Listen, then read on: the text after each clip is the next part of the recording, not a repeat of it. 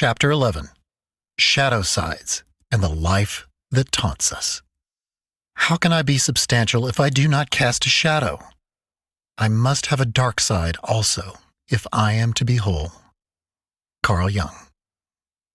While it is wonderful to feel inspired and full of energy when you start working on your pivot point life, keep in mind there is a reason for the term rhythm of life. Our hourly, daily, weekly, and yearly rhythms flow from one state to the next.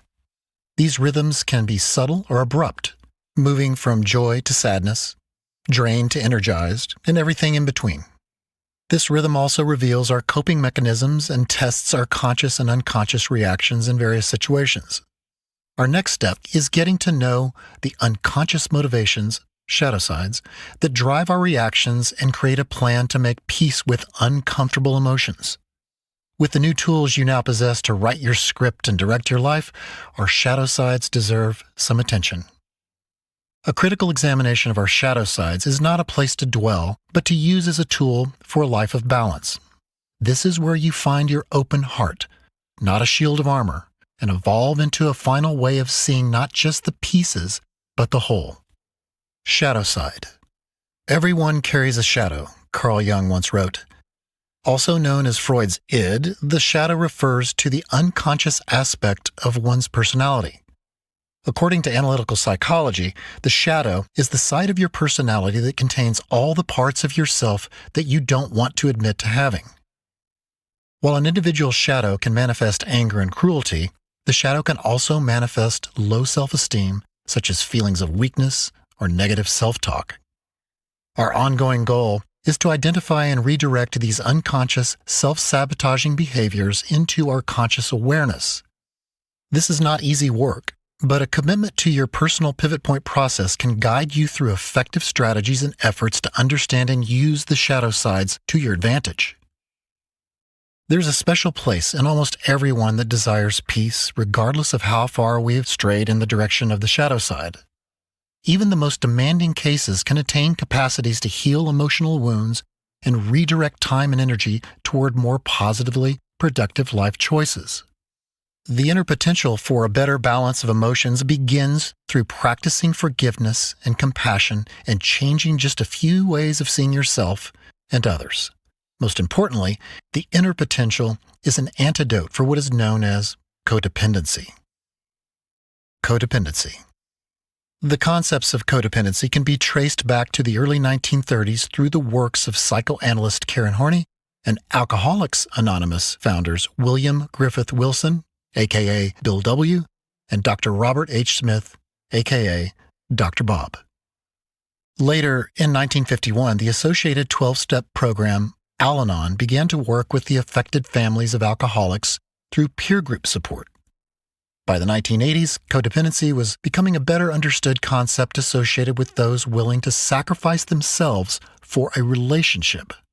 Author Melody Beattie's 1986 international best-selling book Codependent No More cemented codependency into the lexicon of popular culture and modern psychology.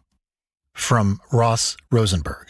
Codependency is a problematic relationship orientation that involves the relinquishing of power and control to individuals who are either addicted or who are pathologically narcissistic. Codependents are habitually attracted to people who neither seem interested nor motivated to participate in mutual or reciprocal relationships. Hence, the partners of codependents are often egotistical, self-centered, and/or selfish. Typically, codependents feel unfulfilled, disrespected, and undervalued by their relationship partner. As much as they resent and complain about the inequity of their relationships, codependents feel powerless to change them. Strong evidence supports the link between codependent behaviors and negative aspects of the shadow side. This link expresses itself through destructive attitudes, language, and behavior toward others. Fortunately, the potential to lessen or even release the grip of codependency can be found in the common language we use, consciously and unconsciously, every day. The words we use. The bad news is that we all seem to be susceptible to codependency. The good news is that there is a defense, but this defense against codependency requires daily diligence. Codependency is expressed through negative emotions that are tied to specific words. These negative words form the ideas lead to intent, and intent can lead to destructive actions that work together to mistakenly make you feel better when you use them. This is temporary because using these words and their intent are like drugs of addiction. But like all drugs of addiction, brief euphoria is usually followed by an excruciating crash. Your life and the lives closest to you will reflect or be impacted by these words and the fallout they bring. Do I have your attention? Here they are: blame, shame, and guilt. 3 little words. They can seem harmless, but they are toxic to human relationships. These words fuel what is known as the drama triangle, conceived by Stephen Karpman, MD, in 1968. The drama triangle. In Karpman's classic theory, the drama triangle depicts the all-too-common destructive roles in our relationships to which we are all susceptible. The drama triangle emerges when those involved take on the roles of victim or persecutor. We then enlist other close friends, rescuers, into the conflict for comfort and advice.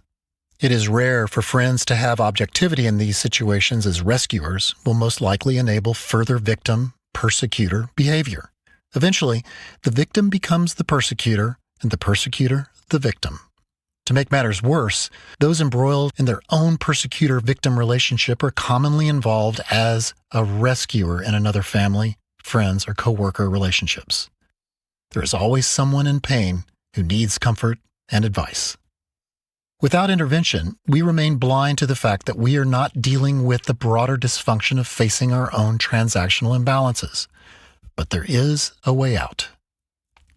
Blame, shame, and guilt. Jumping off this drama or codependency triangle is no easy task. You've likely been exposed to codependency your entire life, unaware of its effects. Codependency is insidious because it is everywhere, hiding in plain sight. Our insecurities fuel codependency, and it wants you to be a victim, bully, or manipulating rescuer. Codependency thrives when we justify bad behavior using these words and their intent. So tune your ears and emotions. The next time you hear or sense blame, shame, or guilt, you will know codependency is near. It stands to reason that if there were ever a place to start healing your life and relationships, it would be by choosing out of these 3 words their ideas and intent. These words, along with their intent, breed confusion and misdirection, destroying lives.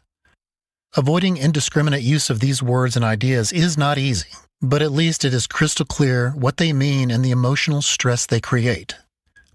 Ask any street cop about the calls they receive the most, and they will tell you domestic disturbance calls, which are family and friends in dispute over their codependent relationships with one another. Of all the police officers I've talked to, all refer to these domestic disturbance calls as an epidemic. The purpose of blame, shame, and guilt is to attempt to take self-worth from others and try to add it to one's own misguided sense of self-worth. It's a classic lose-lose scenario. It has never worked in the history of time as a means of improving anything.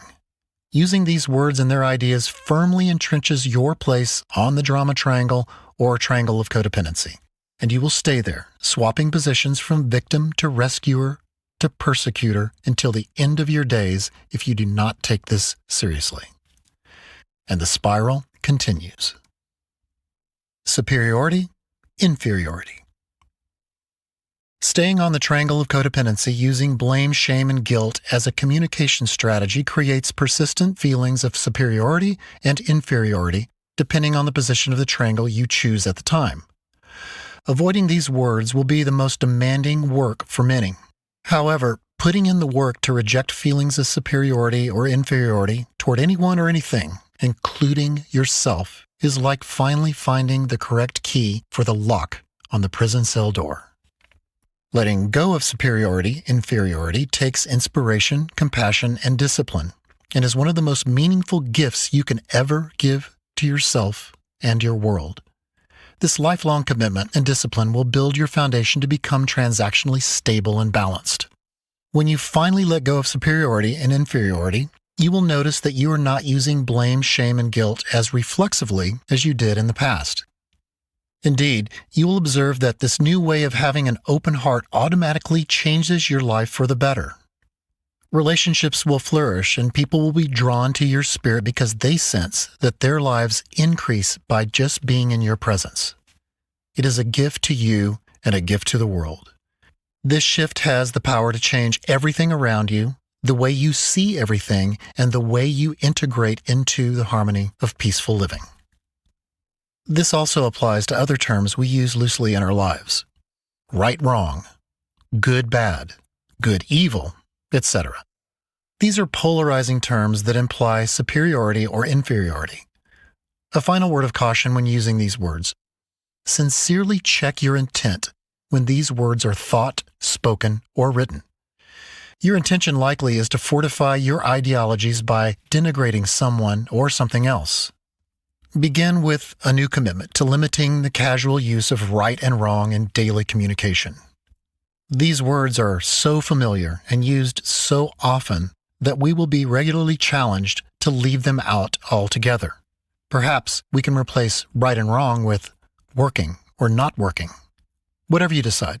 Unmasking your intent with these words you use deserves to be at the core of your communication.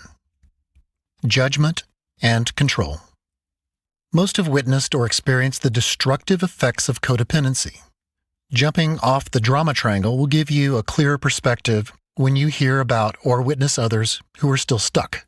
You will know you are releasing this old life when you are no longer bothered or drawn in by information, emotion, or actions that come from codependency. After a short time of simply changing your vocabulary, you should notice a decreasing desire to control those around you or a need to judge others to elevate your position or status. You will discover new meaning by disengaging from people and situations that want to lull you into this social and emotional disease of codependency. Finally, derogatory words and language we use toward one another usually involve negative criticism, complaining, and fault-finding. Using these methods of communication can be so ingrained that we barely notice how often we resort to this level of exchange. Closely monitoring the language we use to exclude negative phrasing requires discipline, but the pro-social rewards are immeasurable. There are ups and downs in life, and there's no way to completely insulate yourself from everything in life that conspires to pull you back into codependency. But there is an inoculation, as we have discussed in this chapter, by reducing and eventually eliminating the language of codependency, and you must take the medicine every day. The disease of codependency is here to stay. It is a part of the yin and yang of existence.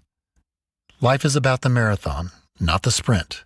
Building a life that averages out with a high level of compassion is a legacy worth our time and commitment. The world is waiting for your decision. It matters not where you live or the circumstances in which you find yourself. Abused or abuser, imprisoned or head of a corporation. The world wants you, no, needs you, to be out of codependency with your life. Getting out of codependency is the great equalizer as it allows you to evaluate, debate, resolve conflict, and coexist with others fairly without insult.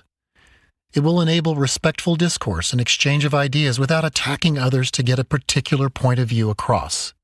When you finally decide to do the hard work of being a more loving, giving, peaceful human, life becomes easier and richer.